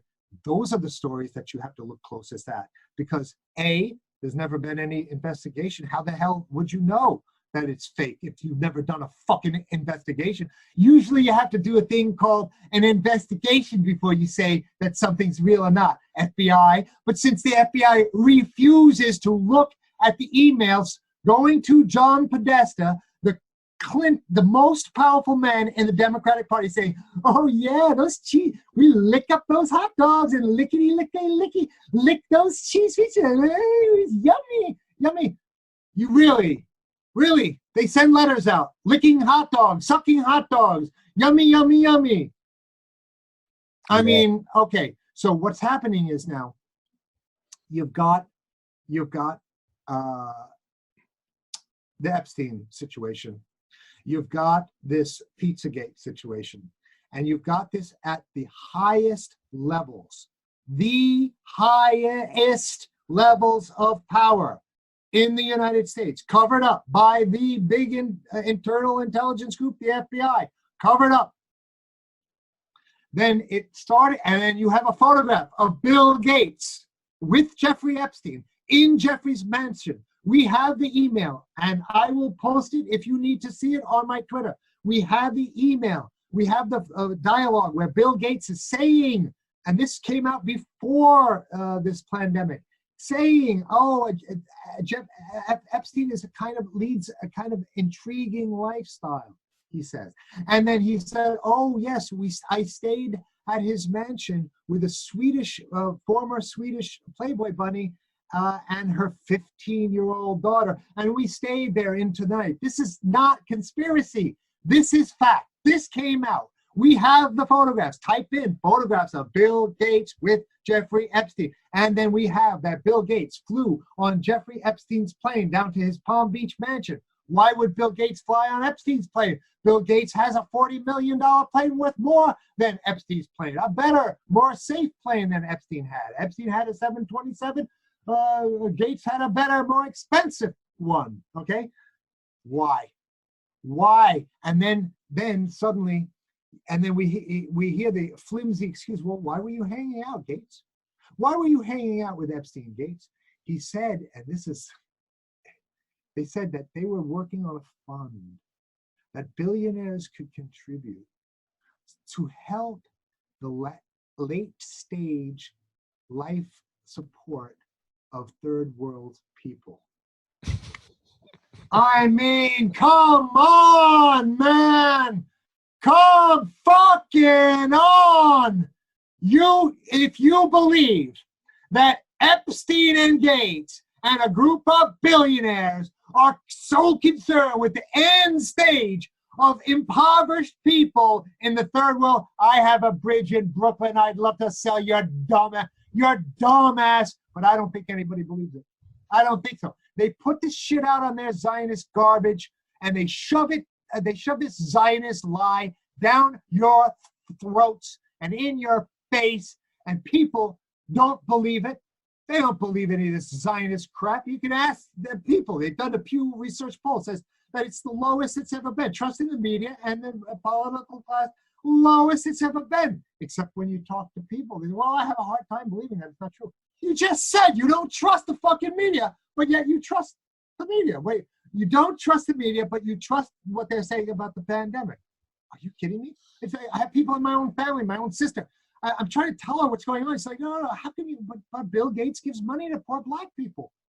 Yes, that's what you do when you're a world-class rapist. You give a few pennies to some black people. Duh! It's incredible.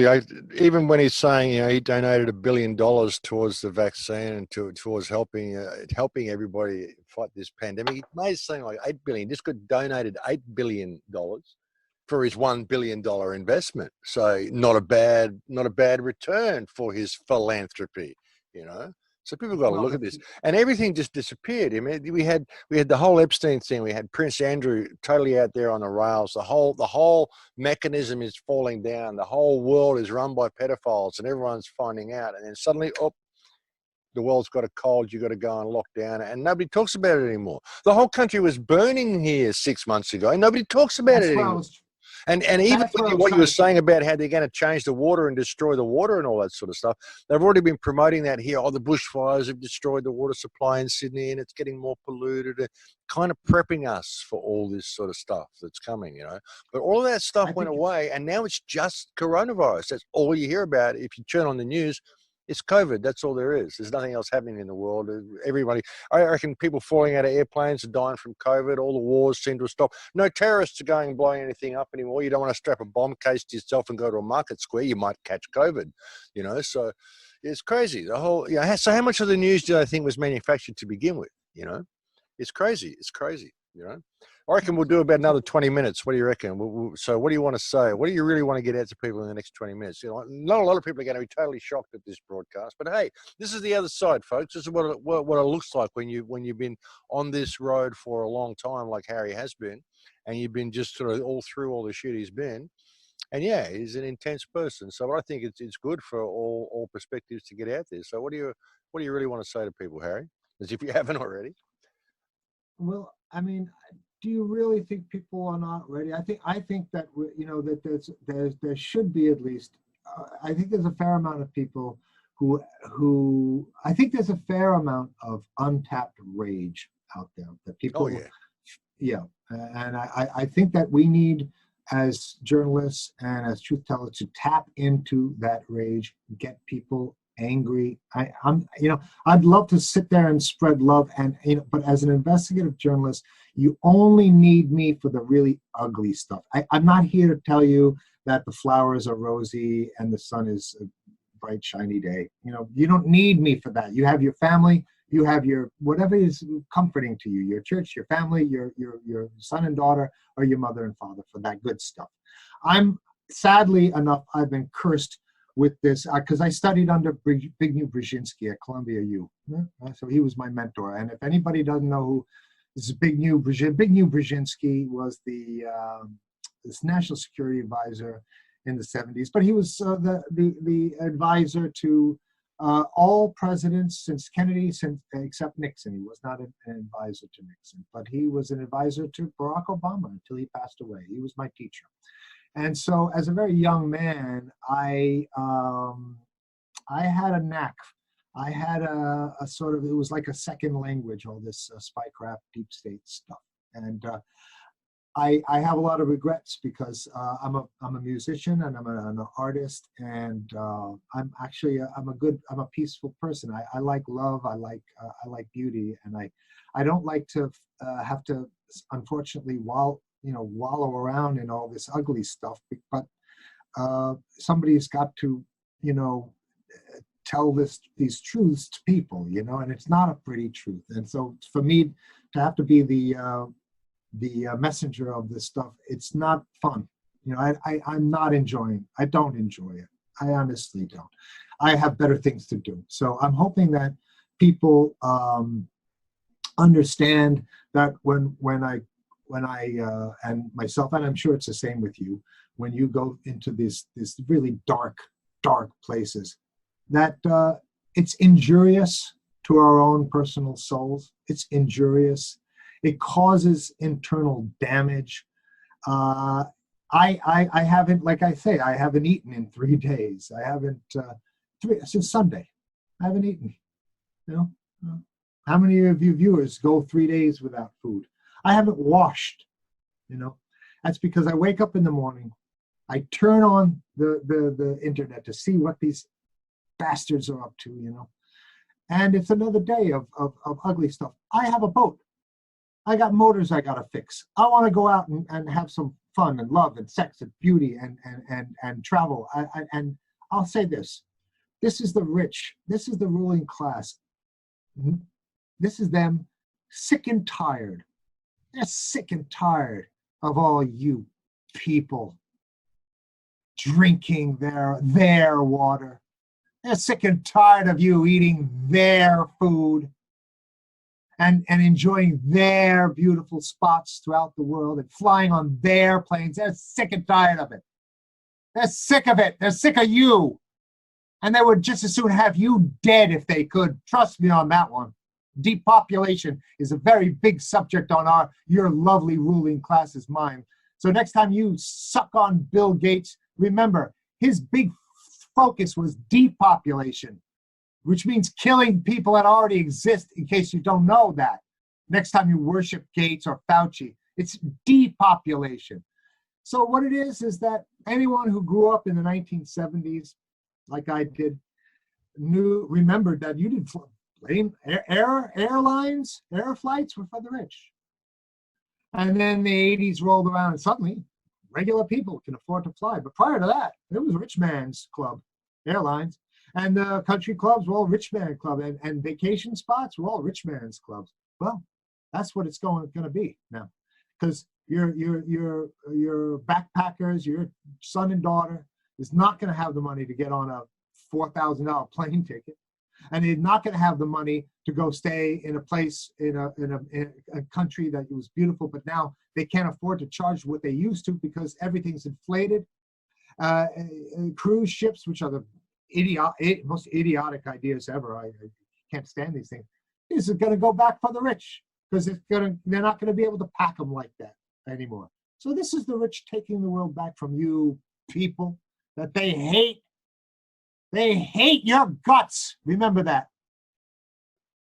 Yeah, I'm that's I'm sorry for the I'm sorry to bust the bad news for you, but they hate no. your guts and they want you dead. Well, that's a lot of what's happening. Like air travel. It's really cheap at the moment because no one's flying. But what they're doing with all this social distancing and the social distancing, man, this is what they do in prisons. They have all the red dots on the ground where you got to stand. You got the lines. You got to. They're setting it up so that the society is becoming a prison, and they're indoctrinating the children into the prison. They're doing all this social distancing at schools. It's about surveillance. It's not about any disease. Not about any of that sort of stuff. They even want to have social distancing on planes. So the planes are going to hold about a third the amount of passengers that they have now. So if you think the tickets are cheap now, they're not going to be, because all the airline companies are going broke anyway because all the flights have been cancelled. So the airports are repossessing the aircraft. So that'll all be nationalised. The government will run all the air travel between here and everywhere, and there'll be a third of the amount of people on the planes. And yeah, it's going to be like $4,000 or $5,000 a ticket everywhere. That's the only way they're going to be able to afford to fly. So it's what we're heading for. It's going to be a very, very different future. But I think there's an opportunity in it as well. If people can really, if enough people can wake up to how they're being scammed on this, there's an opportunity that we could just disconnect from this whole thing, set up our own system, set up our own networks, form grand juries if we have to. The big hope is that the order followers will break ranks and realize that they're cannon fodder as well. I mean, all these police and military and the people that are carrying out all the will of all these criminals, these parasites. I mean, you take a uniform off and you're standing with us, and you're going to be without food as well. So, hopefully, these people will start breaking ranks. That's the biggest problem. I think the biggest problem we face is from the order followers. It's not even the politicians or the Zionists or whatever. It's the people who sit there and blindly follow these fucking orders that they're given and are quite happy to just kill people because they were told to do so. It's crazy. That's the problem. So, but through it all, I mean, I see an opportunity in it, and I really hope that people step up to the plate. Like I said earlier, they have red pilled the whole world in a way. I mean, a lot of people are getting the idea that this is a scam. Even if the pandemic is real, this is a scam. There's no way they should have done what they did to protect us. So the amount of people that are going to suffer and die, cancer patients, people who aren't going to hospital, are missing out on operations because all the hospitals are closed for COVID and all this sort of bullshit.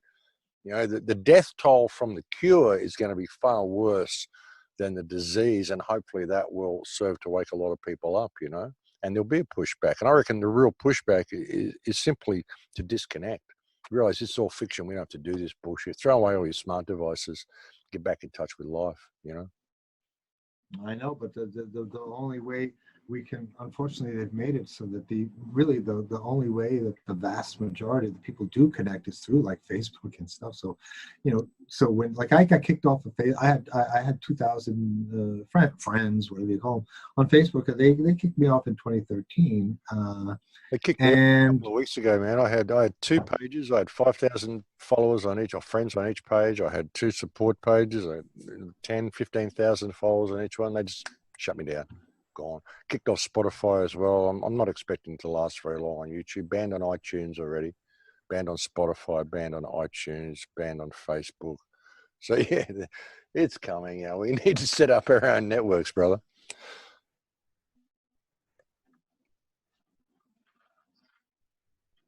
Well, I'm glad we connected. My network. And yeah. I think the connection. You're welcome. I think the connection's going, brother. It's almost 7 o'clock, and I think we're losing the connection. People are starting to come alive in the area, so we might have to shut it down here, I think. All right, get it up there. People are welcome to go to my website to get more. That's a VOXNEWS, not to be confused with that's VOXNEWS.com. Vox News, not to be confused with Vox.com, no. And my Twitter handle is Vox News 1, and then I'm sure you'll link it. Yeah, I'll put it all. I'll put it all below. I'll put any links you want to give me below, and I'll get you on again. We'll maybe do a few regular chats. It'd be interesting to get your perspective on a few things, but I'd like to get your work out to people. I think it's important. I would like that. To see. And you've been on this road for a really long time, so you're one of the pioneers of this, and it's good that you've kind of resurfaced now. So I'll be spreading it around.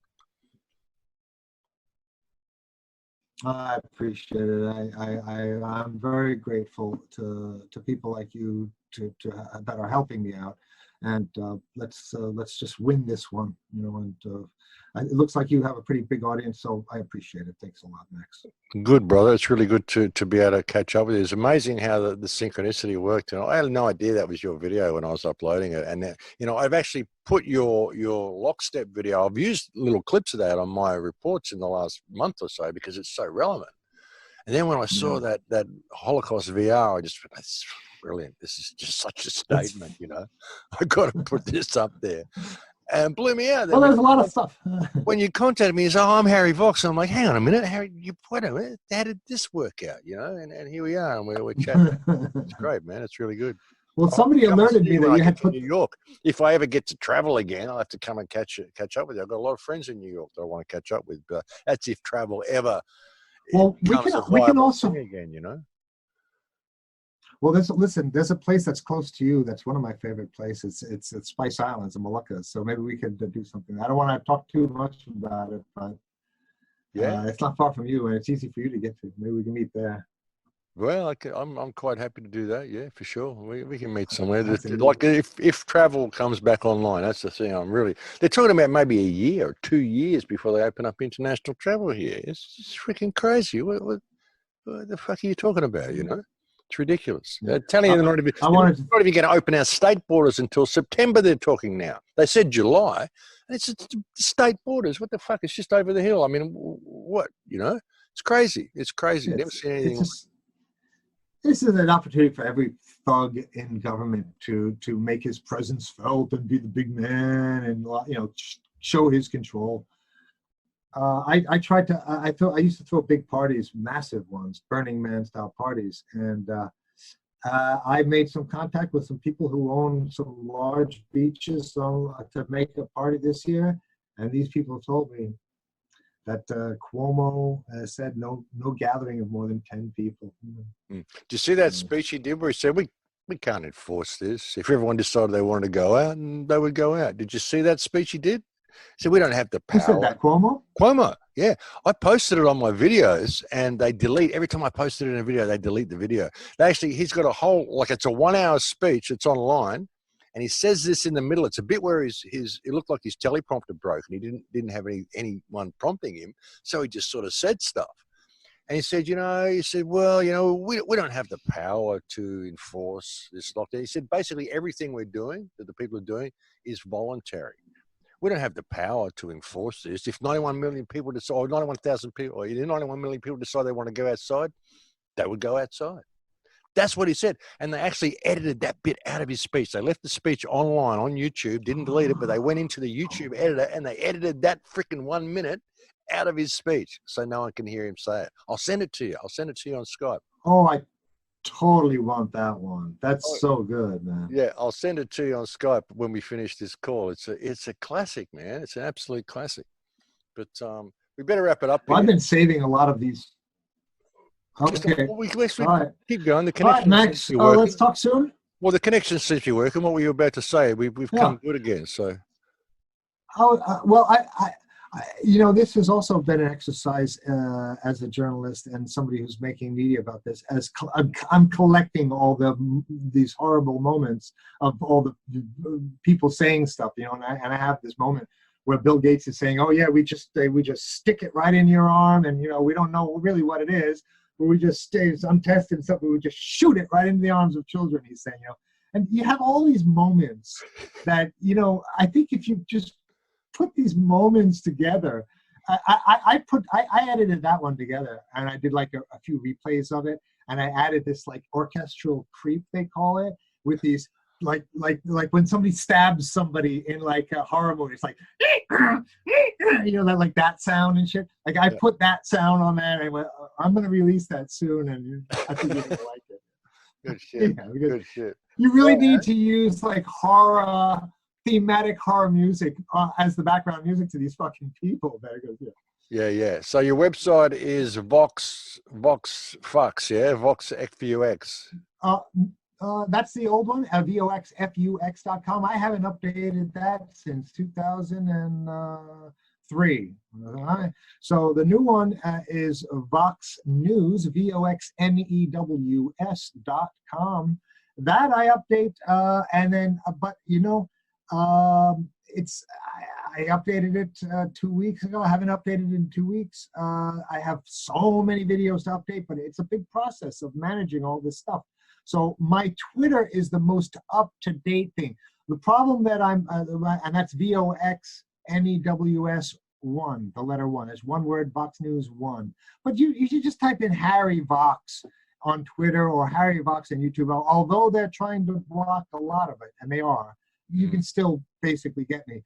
Now, email is much more difficult. I don't put any contact information out. So you have to literally contact me through my Twitter, I guess, because like people who've been wanting to interview me say they have a difficult time reaching me, what's happening, one of the problems I'm having is that I'm doing a lot of things, doing reports, watching what's happening, and also trying to find out reliable technology, because I don't want to build a new channel. It's just going to get deleted. Like I put the lockstep video on it, just like I say, it just gets deleted because they're calling it hate speech. I'm just reading off a government document. There's no hate speech there, right? But it's classified as hate speech. Okay, so the problem I'm having is that I have a BitChute account, I have a YouTube account, which I no longer really want to invest any energy in because it's not, it's not a good idea. There's some new technology. There's LBRY, LIBRY dot something or other. It's a new, I don't know if you've heard of it. It's a new video share. Yeah, I'm on LBRY as well. Yeah, it's difficult though. It's a kind of strange platform, but it's there. Okay, so and then I eventually want to just get my own servers because I think ultimately we are going to have to, maybe if we can build a confederation of truth tellers who really want to get the word out, maybe people are going to have to chip in and don't hold your breath for corporations to help you out with this one.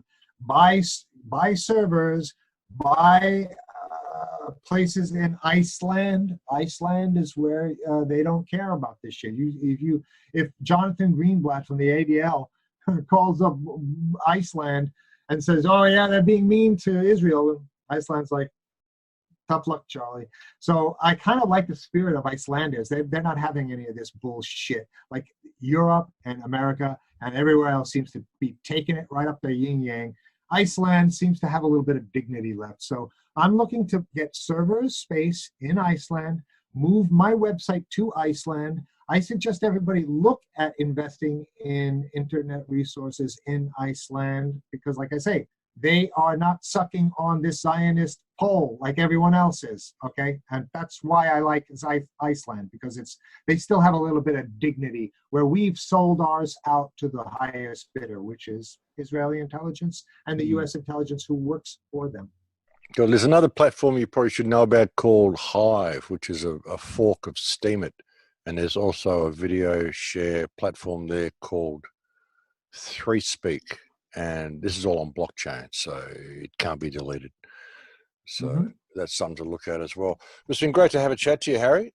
I think we're really losing bandwidth here, so I'm gonna leave it here for now. But it's been really good, man, and we'll stay in touch. And I'm sure a lot of people will be shocked by it. But hey, this is the way it is. It's good to get your voice out there, and it's good to hear everybody's opinions. So thanks for coming on and having a chat, brother. Talk soon, hey? I think many more will wake up. Thank you very much. Cool. Thanks. Bye-bye.